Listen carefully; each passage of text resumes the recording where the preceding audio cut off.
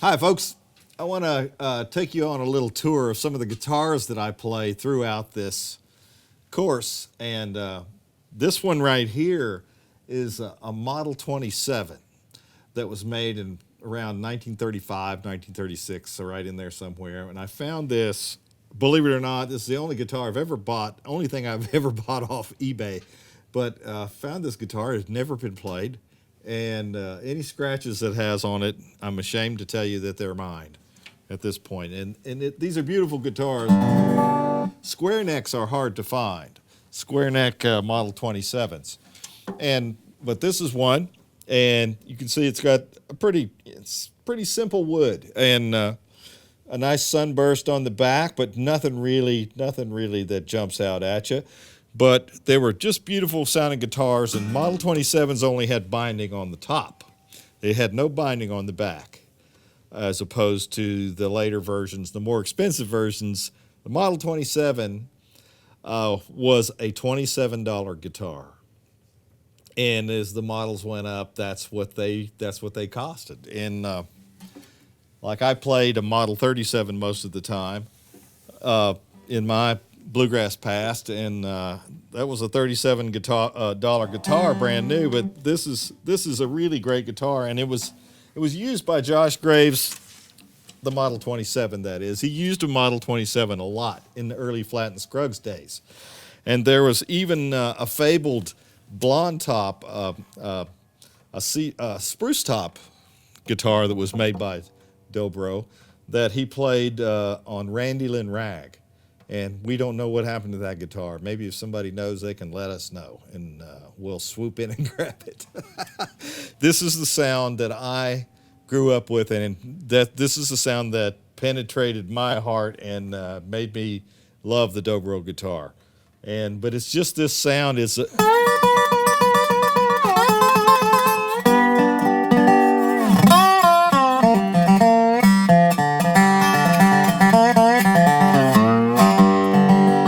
It's pretty hard sounding. It's not as deep and resonant as the later models were, and what we have now, the hybrids. You know, they look like Dobros, but they don't sound a lot like them. But these sometimes came with a pressed cone instead of a spun cone like we usually see these days. These were pressed, and they were harder, and you know, they sounded different. They sounded even harder than this one does right now, because I've put a new spun cone in this one, a Legend cone from Paul Beard. We put that in there, and this guitar I used on the first both recorded studio albums of the Earls of Leicester. This is the guitar that I used mainly, and used some of my old Model 37, but. This is the guitar this is the sound I wanted. You know, and when I play any kind of Uncle Josh song these days, if I play it on any other guitar, it just doesn't sound right to me. It doesn't have the essence of the real Josh Graves sound. These are the only guitars that I think sound good in a Flat and Scruggs mode, you know, in a real bluegrass setting. But it's exciting. They're exciting to play. They sound different, but they give you back that sound that you fell in love with in the first place, or for fellows like me, anyway. I'll put this one down. I'll pick up the next version of guitar that Dobro made. Was, like I was saying, Model 37, which is bound both sides, and is a little fancier, has a little fancier finish. This one has a bound fingerboard. And also, what's really different about these two guitars is, let me put it back up here. I'm going to put these guitars side by side here so you can see them. One, the Model 27 has a slotted headstock. And the headstocks, you can go back and tell how old the guitar is by the headstock, by the slots in the headstock. The first ones were chiseled, really chiseled, done by hand, and they have a straight cut at the top and at the bottom instead of being routed out like this one was in later years of Dopieras. But what changing strings on these was a monster for me. And so I opted out for the flat headstock, like a regular guitar headstock. And they're easier to change strings on. And Josh posed in on one of the record covers with a guitar exactly like this. So that's the one I went after when I was a kid. And it's a little deeper sounding. It's not quite as what they used to call tinny, but I never thought tinny was a bad thing when it came to Dobros. It was, they both have barrels in them. That one has what they called a parallelogram pattern in the cutouts in the barrel, in the resonator. This one is round. The holes are round in this one. And I don't know, they're just different guitars made out of, pretty much the same kind of wood. The grain in these guitars was sort of rolled on. It's a fake grain, and but they all looked alike.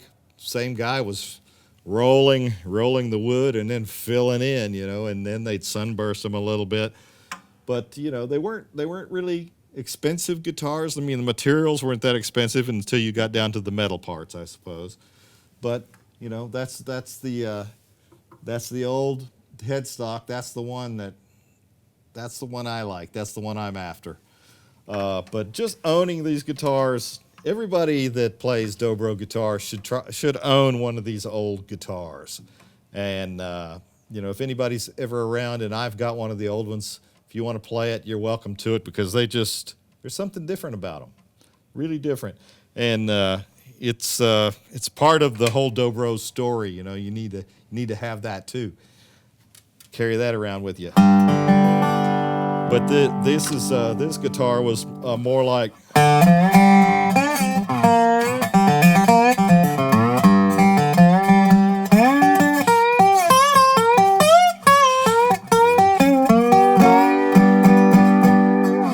Josh Graves had two guitars that he used in all his recording career.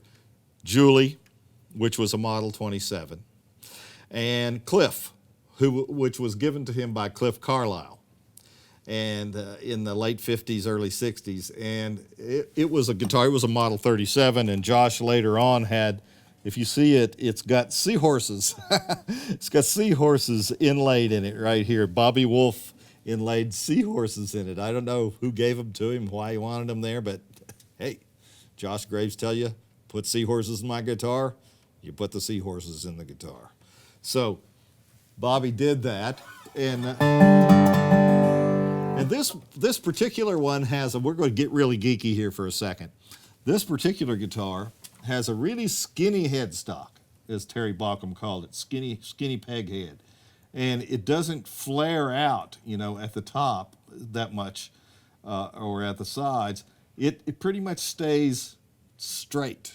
And it's exactly like, this guitar is exactly the same headstock as the one that I played on J.D. Crow's 0044 record. And a lot of things after that, until I moved on to a different guitar. But I almost can see the same man sitting at his workbench and shaping those two guitar headstocks. Maybe the same day, maybe the same week, somewhere back in 1936, 35, 36. Sat there and made these two guitars. My guitar, my old guitar, and this one, which is an old guitar, but it's recent for me. So there's some old Dobro story there. And now let me show you. Paul Beard came up with this new old guitar, and it's called a DECO.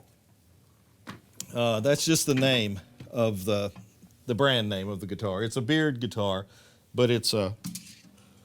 And I used this guitar. It's a perfect copy of my old Model 27 there, except it has a flat headstock. Easier to change strings, faster, but the sound is kind of the same. It's got that bucket sound, kind of like an old metal bucket sound in there, that it's not really loud and not a really sustaining guitar, but it makes its point. It gets right straight to the point. But Josh could make those things just sing, and so did Bashful Brother Oswald played a Model 27 as well. So they were pretty popular guitars for those guys to play. And I think they were around more. You could find those more. These flat headstocks started showing up, and a lot of those were regal bodies, they call those. And the bodies were made in Chicago, so they were a little bit different than the California-made Dobros. I guess they got behind in orders. Can you imagine that? Too many orders for Dobros. We have to sub this out to another place so they can make the bodies for us. Where my old Dobro and most of those Model 37s with the flat headstocks, Mike Aldridge's Dobros, the two that he had, I forget the numbers on the 412 or 401, 402, somewhere in there.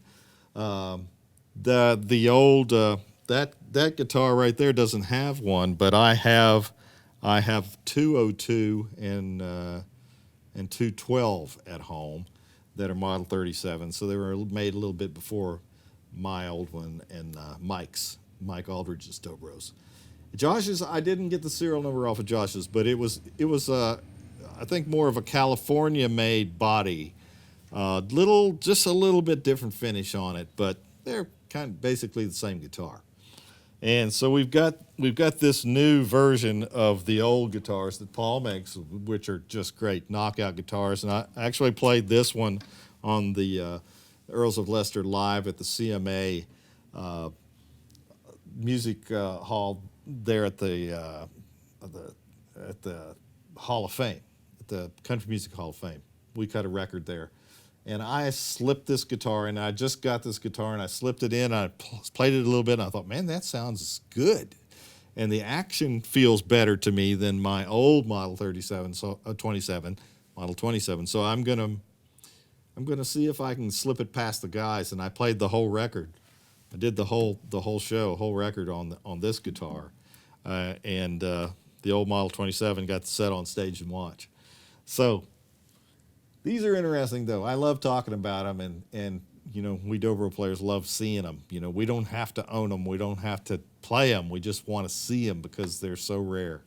And so we've graduated now from these old guitars that were made in the 30s and the newer ones that are made as classic examples of those old guitars. We've moved on to this is my Blackbeard guitar. It's made, Paul Beard makes this guitar, and it's just a gigantic sound. It's sound posts instead of a barrel in there, and the cone sits on a ring, a tone ring, sort of a tone ring, sort of a maple tone ring, and then that all sits on dowels, on pegs, and some other things that Paul's been working on. I know he's got an even stronger material that's with less weight that makes and actually passes sound better. And he's always working on things like that. I mean, that's what Paul Beard does. That's what Mr. Shearhorn did. Rudy Q. Jones did. Rudy Q. Jones, I had one of those, and it's in a museum. I don't have it right now. I mean, but it's what I used through most of my recording in the 80s. And that guitar is at the Musical Instrument Museum in Scottsdale, Arizona, which is an amazing place if you ever get out there. Go see that. They've got one of every instrument in the world in there. And the countries, and it's a very well done museum. You should go. So if you find yourself in Phoenix, take a run over to MIM. But these guitars, these Beard guitars,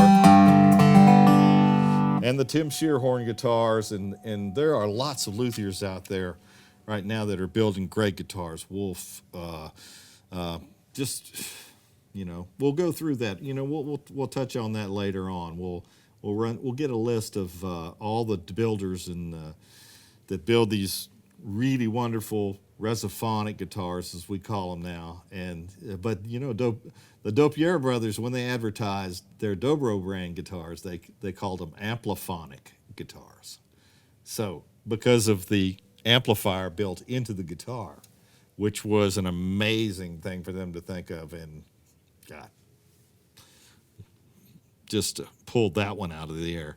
But the guitars change. The sounds of every one of these is different, and just about every Dobro guitar that you pick up and play, it's gonna have a different sound than the one you played before.